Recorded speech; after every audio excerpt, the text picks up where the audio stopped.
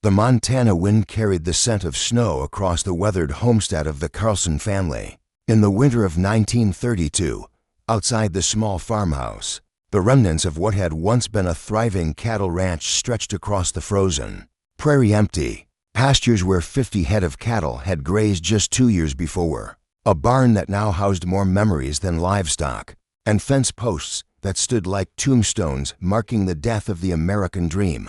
Inside the kitchen, heated only by a wood-burning stove that consumed their dwindling supply of firewood, 16-year-old Emma Carlson sat at the rough-hewn table, her hands folded tightly in her lap as she listened to her father negotiate her future with a man she barely knew. "She's a good worker," Thomas Carlson was saying, his voice hoarse from the cold and the desperation that had been eating at him for months. "Strong as an ox, can cook, clean, tend to children, and she's pretty enough." The man across from him, Harvey Morrison, was a cattle rancher from the next county who had somehow managed to weather the economic collapse.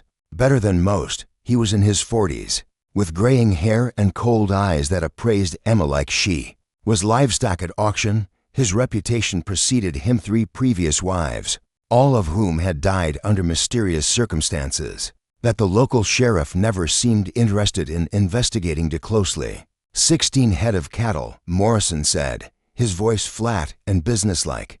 "That's my final offer. Take it or leave it." Emma felt her stomach clench.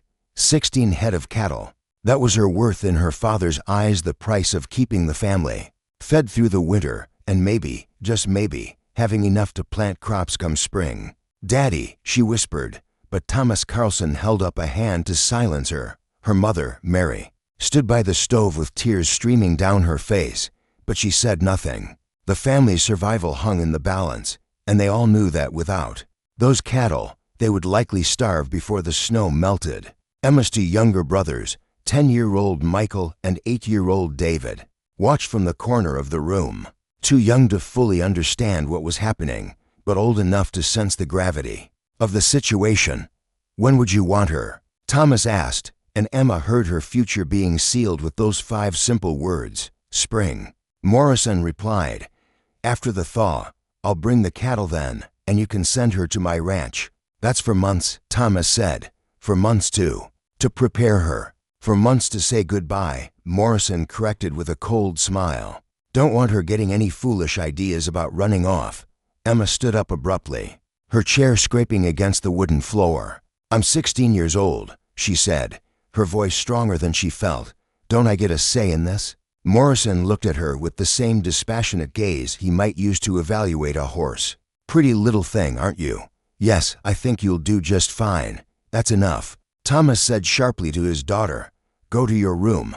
Daddy, please. Go to your room, Emma." Now, Emma fled to the small bedroom she shared with her brothers, pressing her back against the door as she listened to the men continue their negotiation. She could hear her mother's quiet sobbing, her father's desperate attempts to secure better terms, Morrison's indifferent responses through the thin walls. She heard the deal being finalized: 16 head of cattle in exchange for her hand in marriage, her body, her future, her freedom. When Morrison left an hour later, the house fell into a silence so complete that Emma could hear the wind whizzing through the gaps in the walls. She emerged from her room to find her family sitting around the kitchen table like mourners awake. "There was no other choice," Thomas said without looking at her. "You understand that, don't you? There was no other choice." Emma looked at her father, really looked at him, and saw a broken man. The Thomas Carlson who had once been a proud rancher, who had built this homestead with his own hands and filled it with dreams of prosperity, was gone. In his place sat a desperate stranger willing to trade his daughter for the chance to survive another season. "There's always a choice, Daddy," Emma said quietly. "You just chose the cattle over me." Mary Carlson finally spoke, her voice barely above a whisper. "Emma, honey, you don't understand how bad things are without those cattle. We'll starve, I know." Emma sat down at the table, looking at each member of her family in turn. "But there are other ways to survive. We could sell the land, move to town, find work." "What work?" Thomas exploded, his composure finally cracking. "There's no work. Half the men in the county are out of jobs. The banks are failing. The businesses are closing. This land is all we have, and without livestock, it's worthless. So I'm worth less than cattle? Emma asked, tears beginning to flow down her cheeks. That's not what I meant, Thomas said, but they both knew it was exactly what he meant. The conversation was interrupted by a soft knock at the door. Thomas frowned. Visitors were rare, especially in weather like this. He opened the door to reveal a small, elderly woman bundled in a tattered coat that had seen better days. Her name was Ruth Henderson, and everyone in the county knew her story. Ruth had been widowed 5 years earlier when her husband died in a farming accident, leaving her with nothing but debts and a small plot of land that barely produced enough to keep her alive. She survived by taking in washing, mending clothes, and accepting whatever charity the community could spare. Most people pitied her. Some looked down on her as a burden on the already struggling community. Mrs. Henderson, Thomas said, surprised. What brings you out in this weather? I heard about your arrangement with Harvey Morrison, Ruth said, her voice carrying clearly. Despite her small stature, I came to talk to you about it. Thomas's face darkened. That's family business, Mrs. Henderson, not really your concern. Anytime a child is being sold like livestock, it becomes everyone's concern, Ruth replied, stepping into the house without invitation. She looked around the sparse kitchen, taking in the evidence of the family's poverty: the bare cupboards, the thin clothing, the faces gaunt with hunger and worry. Nobody's being sold, Thomas said defensively. It's a marriage arrangement. Perfectly legal. Legal, maybe, Ruth said, removing her coat and hanging it on a peg by the door. But not right, and not necessary. You don't understand our situation, Mary said, wiping her eyes with a handkerchief. I understand better than you think, Ruth replied. I understand what it's like to lose everything, to face starvation, to feel like you have no choices left. But I also understand that there are some things more valuable than cattle, more important than survival. Emma looked at the elderly woman with a mixture of hope and confusion. What do you mean? Ruth turned to face her, and Emma saw something in the older woman's eyes that had been absent from her own family's: determination, strength, and an unshakable belief in human dignity. I mean, there are other ways to survive, child. Ways that don't require sacrificing your future to a man like Harvey Morrison. Ruth's voice hardened. I knew his wives, all 3 of them. Good women who deserved better than they got. Mrs. Henderson, Thomas warned, you're speaking out of turn. Am I? Ruth challenged. Tell me, Thomas, do you know how Morrison's wives died? That's gossip and speculation, Thomas said. But his voice lacked conviction. The first one fell down the stairs. The second one died of pneumonia after being locked out of the house on a winter night. The third one hanged herself in the barn. Ruth's words fell like stones into the silence of the kitchen. But I suppose that doesn't matter to you as long as you get your cattle. Emma felt her blood turn to ice. She had heard whispers about Morrison's wives, but her father had dismissed them as idle gossip. Now, hearing them spoken aloud by someone she trusted, the reality of her situation became clear. Those are just rumors, Thomas said weakly. Are they? Ruth asked. Are you willing to bet your daughter's life on that? The question hung in the air like a challenge, and Emma saw something shift in her father's expression: doubt, fear, the first crack in the wall of desperation that had led him to make this terrible decision. What are you suggesting? Mary asked, her voice barely audible. Ruth straightened her shoulders, and despite her small stature and worn clothing, she seemed to fill the room with her presence. I'm suggesting we find another way. I'm suggesting we work together, pool our resources, and figure out how to survive without sacrificing this child to a monster. We don't have any resources, Thomas said bitterly. We have nothing. You have land, you have a house, you have strong backs and willing hands. Ruth looked around the room, meeting each person's eyes in turn. And you have something Morrison will never have: a family that loves each other, even when they make terrible mistakes. Emma felt a spark of hope kindle in her chest.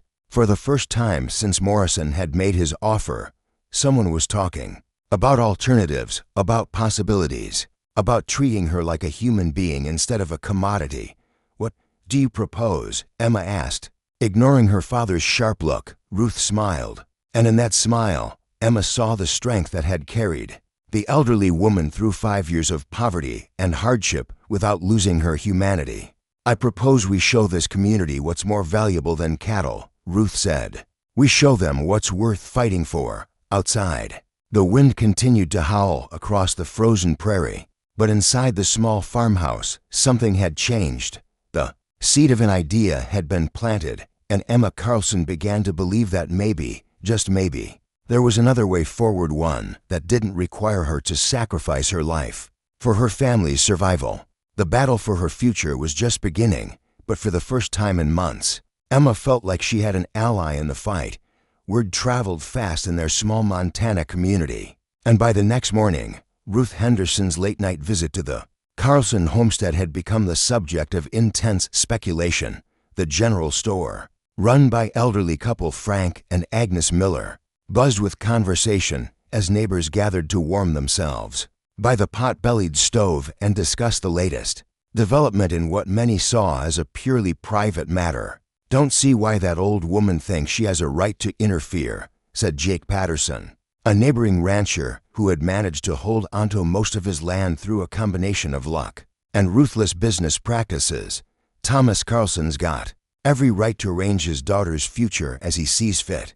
"That's not arranging a future," countered Dr. Sarah Mitchell, the only female physician in the county and one of the few people willing to speak openly about Harvey Morrison's reputation. "That's selling a child into what amounts to slavery." Agnes Miller looked up from the inventory she was taking, her weathered face creased with worry. "I've known Emma Carlson since she was born. Sweet girl, smart too, always helping her mother, always kind to the younger children. It breaks my heart to think of her ending up like—" She trailed off, unwilling to speak the names of Morrison's previous wives aloud.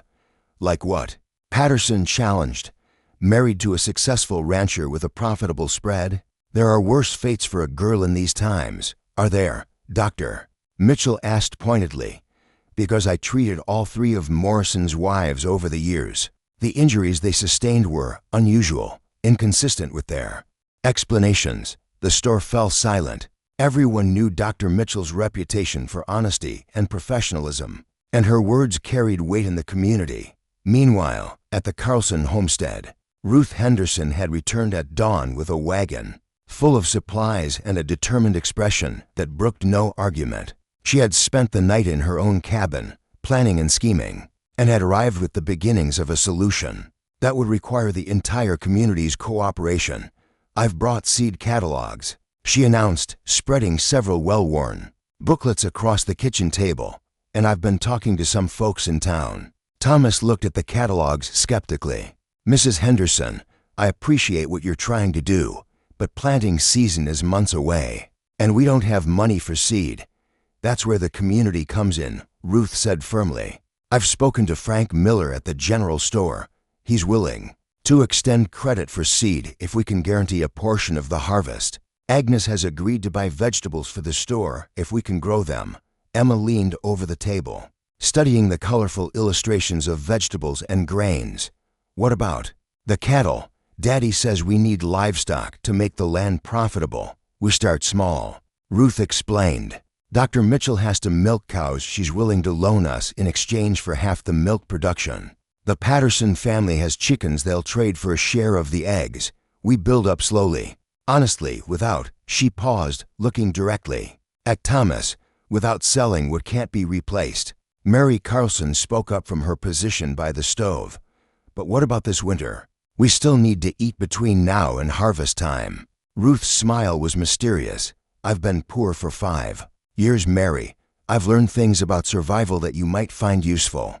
There are resources in this community that people don't even realize they have." Over the next few hours, Ruth outlined her plan with the precision of a military strategist. The community would pool resources, sharing tools, seeds, knowledge, and labor. Families would specialize in different crops, creating a network of interdependence that would benefit everyone. The elderly would share their knowledge of preservation and survival techniques. The young would provide labor in exchange for education and training. "It's like a cooperative," Emma said, her excitement growing as she understood the scope of Ruth's vision. Everyone contributes according to their ability and benefits according to their need. Sounds like socialism to me, Thomas muttered. But his tone lacked the conviction of his earlier protests. Sounds like Christianity to me. Ruth replied firmly. Sounds like neighbors helping neighbors, like community, like the way things used to be before everyone got so focused on individual profit. The conversation was interrupted by the arrival of Sheriff Tom Bradley, a fair-minded man in his 50s who had been trying to maintain order. In an increasingly desperate community, he dismounted from his horse and knocked on the door, his expression serious. "Thomas," he said when invited inside, "I need to talk to you about your arrangement with Harvey Morrison." "What about it?" Thomas asked, though his defensive tone suggested he already knew this conversation wouldn't go well. "I've had 3 people come to me this morning with concerns about Emma's welfare. Dr. Mitchell, Frank Miller, and Mrs. Henderson here." He nodded toward Ruth. "They're worried about the girl's safety. She'll be Morrison's wife." Thomas said, "He'll provide for her." "Will he?" Sheriff Bradley asked. "Because I've been doing some checking into Morrison's background, talking to sheriffs in other counties, looking into the circumstances surrounding his wife's deaths." Emma felt her heart begin to race. "What did you find?" Sheriff Bradley hesitated, glancing at her parents before continuing. "Nothing that would hold up in court, but enough to make me very concerned about any young woman entering that household." "You can't stop a legal marriage," Thomas said, but his voice was weak. "No, I can't." Sheriff Bradley agreed, "but I can strongly advise against it. And I can tell you that if anything happens to Emma after she becomes Morrison's wife, I'll be watching very closely." Ruth stepped forward. "Sheriff, what if there was another way? What if the Carlson family could survive without this arrangement?" "I'd be all for it," Sheriff Bradley said immediately. "What do you have in mind?" Ruth explained her cooperative plan, watching as the sheriff's expression shifted from skepticism to interest to cautious optimism. "It could work," he said finally, "but it would require a lot of people to commit to helping. And times are hard for everyone. People will help if they're asked properly." Ruth said confidently, "If they understand what's at stake." Sheriff Bradley turned to Emma. "What do you want, young lady? It's your life we're talking about." Emma looked around the room at the faces of the adults who were deciding her fate: her desperate father, her weeping mother, the determined widow who had become her unlikely champion, and the sheriff who seemed genuinely concerned for her welfare. "I want to stay with my family," she said clearly. "I want to help them survive without having to sacrifice myself to do it. And I want to prove that there are better ways to face hard times than selling your children, even if it means continued poverty." Sheriff Bradley asked, "Even if Ruth's plan doesn't work?" "Even then," Emma said firmly. "I'd rather face poverty with my dignity intact than live in comfort knowing I was bought and paid for like livestock." Thomas Carlson looked at his daughter, really looked at her for the first time in months. He saw not just a commodity to be traded, but a young woman with courage, intelligence, and principles that put his own recent actions to shame. "Morrison won't be happy if I back out of our agreement," he said quietly. "Let me worry about Morrison." Sheriff Bradley said grimly, "You worry about doing right by your daughter." As the morning wore on, more neighbors began arriving at the Carlson homestead.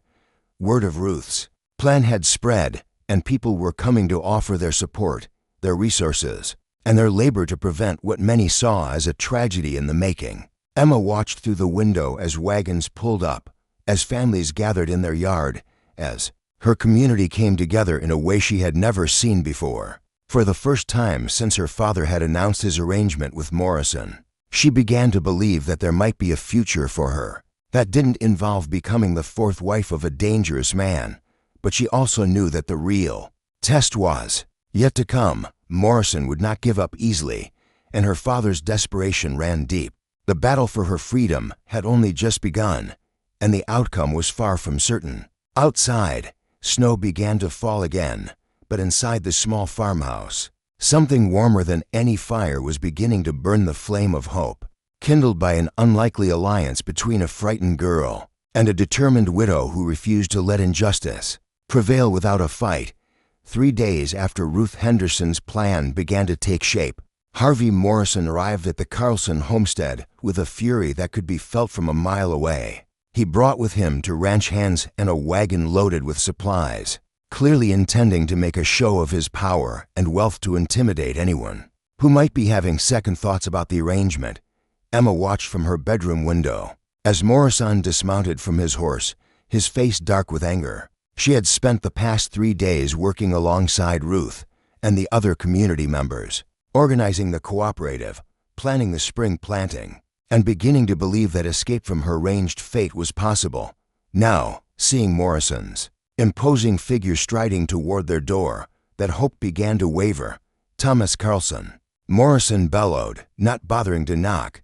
"Get out here. We need to talk." Thomas emerged from the house, his face pale, but his jaw set with a determination that had been growing stronger each day.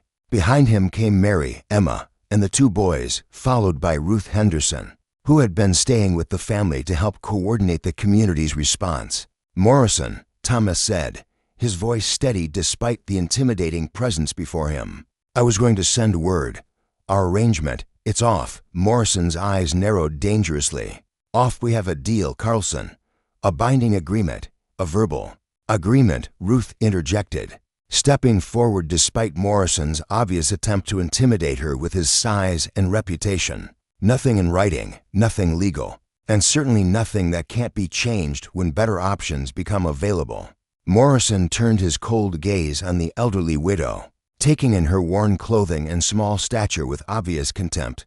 "And what would you know about legal agreements, old woman? This is between me and Carlson. Men's business. This is about a 16-year-old girl's life," Ruth replied firmly. "That makes it everyone's business." The confrontation was interrupted by the arrival of several more wagons. Sheriff Bradley rode up first, followed by Dr. Mitchell, the Miller family from the general store, and nearly a dozen other neighbors who had heard about Morrison's visit and come to show their support for the Carlsons. "Quite a gathering, Sheriff," Bradley observed, dismounting and positioning himself between Morrison and the family. "What seems to be the problem here?" "No problem," Morrison said, his tone becoming more cautious in the presence of the law. "Just collecting what was promised to me." "Emma Carlson is not property to be collected," Dr. Mitchell said sharply, stepping out of her wagon with her medical bag in hand. "She's a human being with rights and choices." Morrison's laugh was harsh and bitter. "Rights, choices, in case you haven't noticed, Doctor, this is 1932. People are starving. Families are being torn apart by poverty. This girl has the chance to live in comfort, to be provided for, to become the 4th Mrs. Morrison." Ruth interrupted. "To suffer the same fate as your previous wives." The crowd fell silent. Morrison's face flushed with anger, and his hand moved instinctively toward the gun on his hip.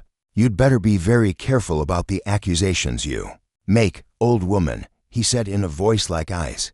"Slander is a serious offense. So is murder." Ruth replied calmly, not backing down despite the obvious threat. "Even when it's made to look like accidents." Sheriff Bradley stepped forward, his own hand resting on his weapon. "That's enough, Morrison. You've made your position clear. The Carlsons have made theirs.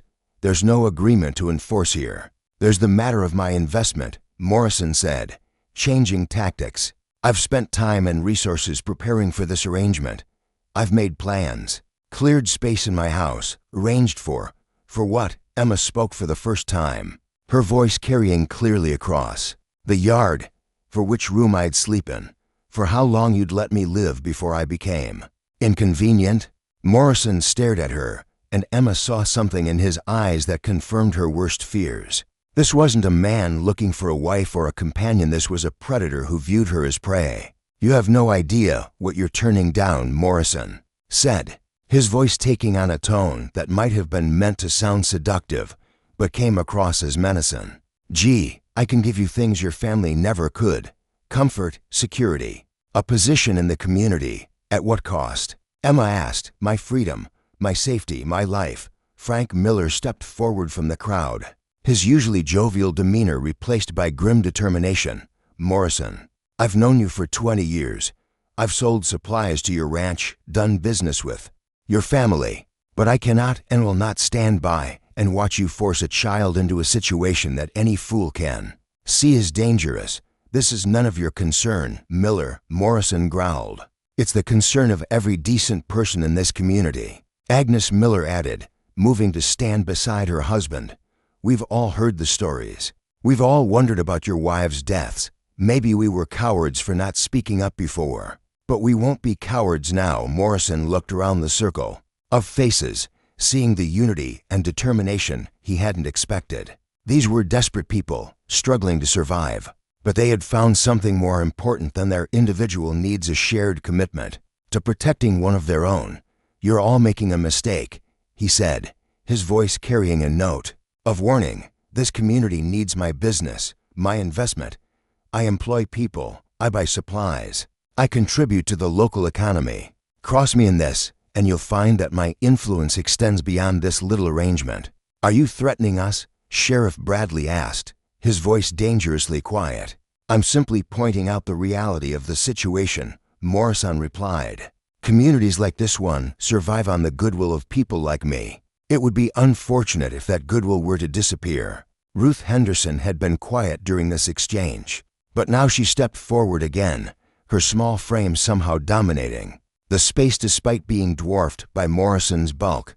You want to talk about reality? She said, her voice carrying the authority of someone who had faced down hardship and loss without breaking. The reality is that this community survived before. You came along, and it will survive long after you're gone. The reality is that we take care of our own, and we don't sell our children to predators, no matter how much money they have. And what about when the Carlsons are starving come spring? Morrison asked mockingly. What about when their land is foreclosed on and their family is broken up? Will your fine principles feed them then?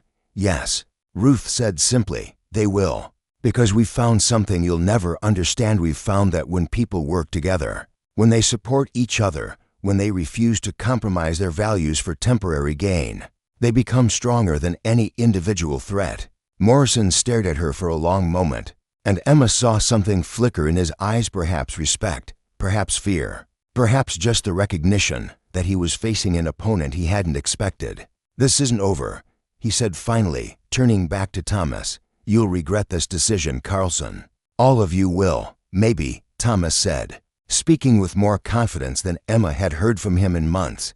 But we'll regret it as free people, with our dignity intact. Morrison mounted his horse, his face dark with fury and humiliation. Don't come crying to me when your precious community can't save you from the reality of poverty and failure. As he rode away with his men, the crowd remained silent until the sound of hoof beats faded into the distance. Then, slowly, people began to talk again, to make plans, to reaffirm their commitment to the cooperative venture that Ruth had organized. Emma found herself surrounded by neighbors she had known all her life, but had never seen as clearly as she did now. These were people who had chosen principle over profit, community over individual gain, and the protection of a young girl over the approval of a powerful man. Thank you, she said, her voice breaking with emotion. All of you. Thank you for believing I was worth fighting for. Ruth put an arm around her shoulders, and Emma felt the strength that had carried the elderly widow through her own struggles. Child, Ruth said gently, you were never just worth fighting for. You were worth standing up for, worth protecting, worth treating with the dignity that every human being deserves. Don't ever forget that. As the crowd began to disperse, making plans for the cooperative planting and the mutual support that would carry them through the difficult months ahead, Emma looked out across the frozen prairie and saw something she had never seen before: hope, not just for her own future, but for the future of a community that had discovered its own strength in the act of protecting one of its most vulnerable members. The battle wasn't over. Morrison would undoubtedly try to make good on his threats, and the economic challenges facing the community were real and daunting. But something fundamental had changed. They had learned that there were some things more valuable than cattle, more important than individual survival, more precious than any amount of money or security. They had learned the true meaning of community, and that lesson would sustain them through whatever challenges lay ahead. Spring came early to Montana in 1933. And with it came the first test of the community cooperative that Ruth Henderson had organized to save Emma Carlson from a fate worse than poverty. The snow melted 3 weeks ahead of schedule, revealing ground that was ready for planting and hearts that were ready for hope. Emma stood in the freshly tilled field behind her family's house, holding a basket of potato seeds that Frank Miller had provided on credit. Around her, a dozen neighbors worked methodically, their hands dark with rich soil, their faces bright with the possibility of redemption through honest labor. The sight would have seemed impossible just 6 months earlier, when every family was focused solely on their own survival. "Plant them 4 inches deep, 6 inches apart," called out Mrs. Patterson, whose husband Jake had initially opposed the cooperative, but had grudgingly joined. When he realized how much money he could save on labor and equipment sharing, and don't forget to bless each one with a prayer for good weather, Emma smiled at the older woman's advice. Over the winter months, she had learned that survival required more than just physical labor. It required faith, community, and the willingness to invest in a future that was far from guaranteed. The transformation in her own family had been remarkable. Thomas Carlson, freed from the burden of his terrible decision about Emma's fate, had thrown himself into the cooperative with the enthusiasm of a man given a second chance. He had organized work crews, negotiated with suppliers, and even convinced neighboring families to join their effort. The desperate, broken man who had been willing to trade his daughter for cattle was gone, replaced by someone Emma was proud to call her father again. "Emma," called out Dr. Mitchell from across the field, "your mother needs you at the house. The delegation from town is here." Emma set down her basket and walked toward the farmhouse, where she could see several well-dressed figures standing on the front porch. As she got closer, she recognized them as some of the most prominent citizens of their small town: the bank president, the mayor to successful merchants, and the editor of the local newspaper. Inside the house, she found her parents sitting across from their visitors, with Ruth Henderson presiding over the meeting like a general commanding her troops.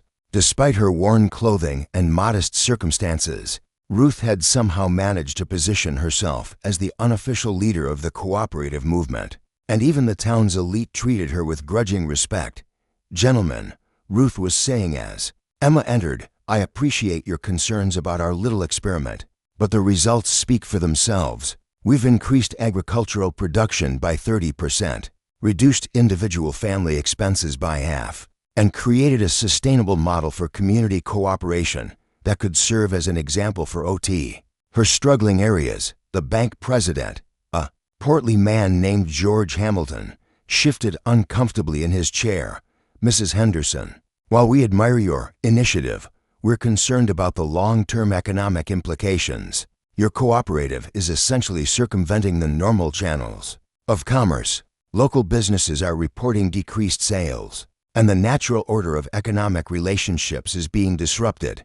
"The natural order," Ruth repeated with a slight smile. "You mean the order where families like the Carlsons are forced to sell their children to survive while men like Harvey Morrison accumulate wealth and power through exploitation?"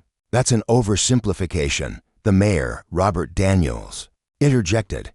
"Mr. Morrison is a significant contributor to our local economy. His ranch employs dozens of people.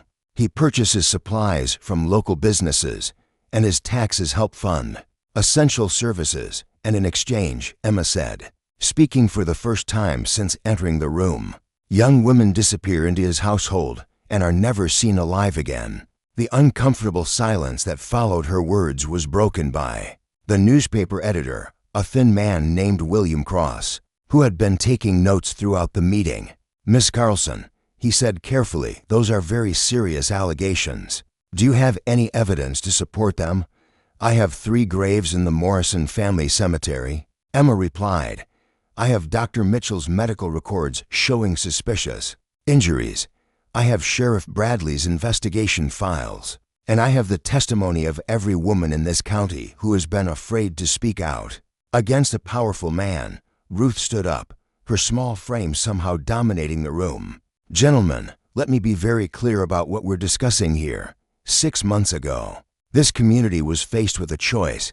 We could continue to accept the status quo: poverty, exploitation, the sacrifice of our most vulnerable members to maintain the wealth and power of a few, or we could try something different.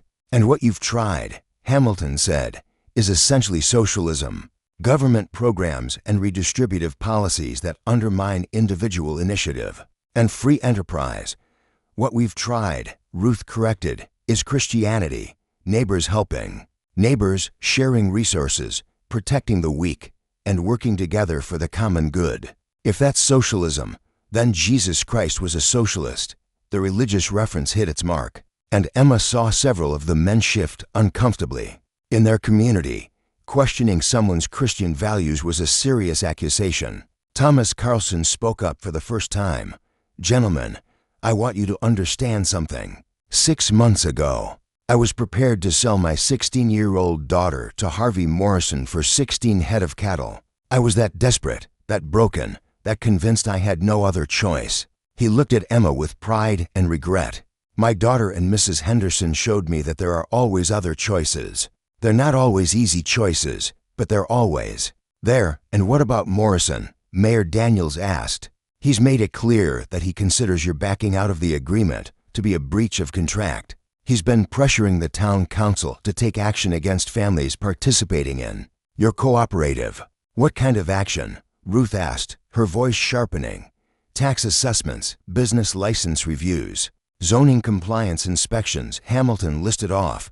"All perfectly legal, of course, but potentially very expensive for families who are already struggling financially." Emma felt her heart sink. She had hoped that Morrison would eventually give up and find another victim, but apparently his pride and desire for revenge ran deeper than his desire for a wife. "Let him try," Ruth said firmly. "We've documented everything we've done. Our cooperative operates within the law, pays all required taxes, and has actually increased the overall tax base by improving agricultural productivity. If Morrison wants to use his influence to harass us, he'll find that we're prepared to fight back." "How?" Cross asked, his pencil poised over his notebook. Ruth smiled, and Emma saw in that expression the steel will that had carried the elderly widow through 5 years of poverty without breaking her spirit. "By telling our story," Ruth said simply. "By making sure everyone in this state knows what Harvey Morrison tried to do to Emma Carlson and how this community responded. By showing that there are alternatives to the economic brutality that has become so common." During these hard times, she turned to Cross directly. "Mr. Cross, you have an opportunity here to report on something genuinely newsworthy. Not just another story about economic hardship and desperation, but a story about hope, cooperation, and the power of community to protect its most vulnerable members." Cross looked around the room, taking in the faces of the people who had risked everything to stand up against a powerful man's attempt to buy a human being. "And if Morrison retaliates, if he follows through on his threats, then we face it together," Emma said, standing beside Ruth. "The same way we've faced everything else." The meeting concluded with no firm commitments from the town officials, but Emma sensed that something had shifted. Cross seemed genuinely interested in their story, and even Hamilton appeared less hostile than when he had arrived. As the delegation prepared to leave, Mayor Daniels pulled Ruth aside. "Mrs. Henderson, I want you to know that while I may have concerns about the economic implications of your cooperative, I have nothing but admiration for what you did to protect that girl. Morrison's reputation, well, let's just say there are those of us in town who have been concerned about it for some time." "Then why hasn't anyone done anything about it?" Ruth asked bluntly. "Because he's powerful, and we're not," Daniels admitted. "But what you've accomplished here, the way you've united this community, it gives me hope that maybe power doesn't always have to win." 2 weeks later, William Cross's article appeared in newspapers across Montana and beyond. The headline read, "Montana Community Chooses Cooperation Over Exploitation, the Emma Carlson Story." The article detailed Morrison's attempt to purchase a 16-year-old bride, the community's response, and the success of their cooperative venture. The response was immediate and overwhelming. Letters poured in from across the country, offering support, sharing similar stories, and asking for advice on organizing their own cooperatives. Several prominent politicians and social reformers expressed interest in visiting the community to study their model. Most importantly, the article caught the attention of federal investigators who had been looking into Harvey Morrison's business practices for other reasons. Within a month, Morrison was under investigation for tax evasion, illegal land deals, and several suspicious deaths spanning multiple states. Emma stood in the same field where she had planted potatoes just months earlier, now watching as the first green shoots pushed through the soil. Round her, the evidence of their success was everywhere: healthy crops, prosperous families, and a community that had discovered its own strength. "Penny for your thoughts," Ruth said, approaching with a basket of fresh vegetables from the community garden they had established near the school. "I was thinking about choices," Emma replied. "6 months ago, I thought I had none. Now I feel like I have too many." "What do you mean?" Emma gestured toward a stack of letters on the fence. "Post correspondence from universities offering scholarships, from women's organizations inviting her to speak, from young women across the country asking for advice about escaping similar situations. I have a chance to go to college now, to study law or medicine, to make something of myself beyond this community," Emma said. "But I also feel obligated to stay, to help maintain what we've built here." Ruth considered this for a moment. "Emma, what we built here wasn't meant to be a prison, even a comfortable one. It was meant to be a foundation, something strong enough to support whatever dreams and ambitions grow from it. But what if I leave and it all falls apart? Then it wasn't as strong as we thought," Ruth said practically. "But I don't think that will happen. What we've created here isn't dependent on any one person, not even you or me. It's an idea, a way of thinking about community and cooperation that has taken root in people's hearts." Emma looked out across the thriving fields, thinking about the families who had found hope in their darkest hour, about the children who would grow up believing that community was stronger than individual greed, about the future that stretched ahead of them like an unplanted field full of possibility. "You know what the most amazing part is?" Emma said finally. "What? 6 months ago, Harvey Morrison thought he could buy me for 16 head of cattle. Now, because of what happened, because of how this community responded, the story of our resistance is inspiring people across the country. He thought he was purchasing property, but instead he helped create a movement." Ruth laughed, the sound carrying across the fields like music. "I imagine that's not quite the legacy he was hoping for." As the sun set over the Montana prairie, painting the sky in brilliant shades of orange and gold, Emma Carlson stood with the woman who had saved her life and changed her community forever. Tomorrow would bring new challenges, new opportunities, and new choices. But whatever the future held, Emma knew she would face it as a free woman, surrounded by people who had proven that some things, dignity, community, and human worth, could never be bought or sold. The beggar widow had stood up to power and won, not through force or wealth, but through the simple recognition that every human being deserved to be treated with respect and compassion. It was a lesson that would echo through generations, long after the immediate crisis had passed and the specific details had faded into local legend. In the end, Harvey Morrison got his cattle. He ended up needing them when his legal troubles forced him to liquidate most of his assets and retreat to a much smaller ranch in a distant county where his reputation had not yet preceded him. But Emma Carlson got something far more valuable. She got her life, her future, and the knowledge that when good people stood together, they could overcome even the most entrenched systems of exploitation and abuse.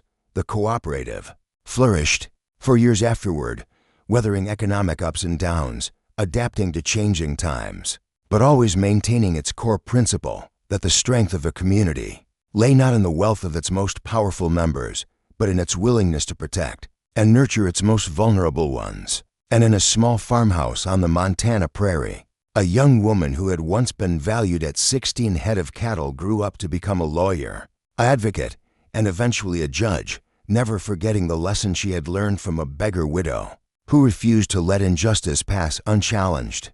That sometimes the most important stands are taken not by the mighty, but by those who have nothing left to lose except their conscience.